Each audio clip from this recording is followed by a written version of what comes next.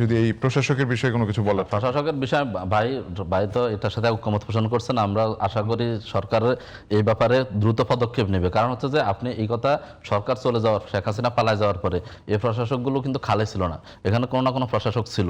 এটা যে মানে একদম বন্ধ ছিল বিষয়টা এরকম না, এখানে অন্তর্বর্তীকালীন সরকার প্রশাসক নিয়োগ দিয়েছে। এখন ওই সময় যখন অন্তর্বর্তীকালীন সরকারের নির্বাচন ডিসেম্বরে না দেয়, জানুয়ারি দেবে কেন, ফেব্রুয়ারি দেবে কেন, আমরা কিন্তু একদিনের জন্য অনির্বাচিত সরকার চাই নাই।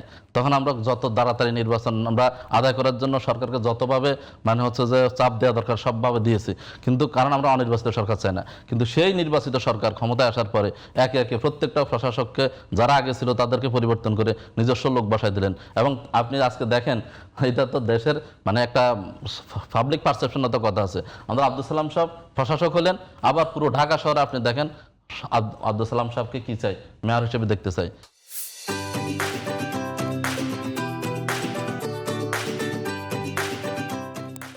এটা নৈতিকতার কোন জায়গায় আছে, নিরপেক্ষতার কোন জায়গায়? যিনি প্রশাসক তিনি যখন আবার নির্বাচন করবেন, তো নির্বাচন যে প্রভাবিত হবে না, নির্বাচন যে ম্যানিপুলেট করার চেষ্টা করা হবে না, এটা মানুষকে আপনি কীভাবে বুঝাবেন?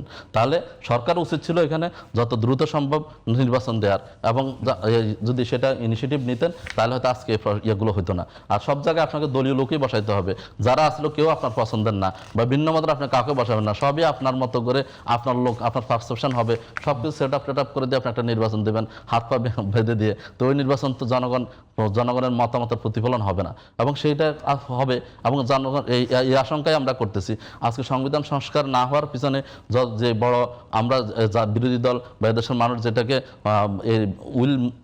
ইল মোটিভ যেটা সরকার দেখতেছে, সেটা হচ্ছে যে সরকার আগামী নির্বাচনকে প্রভাবিত করার জন্য এই প্রত্যেকটা কার্যক্রম করতেছে, এবং জুলাই বিপ্লবের চেতনাকে তারা হচ্ছে যে ধারণ না করে সেটার সাথে গাদ্দারি করতেছে।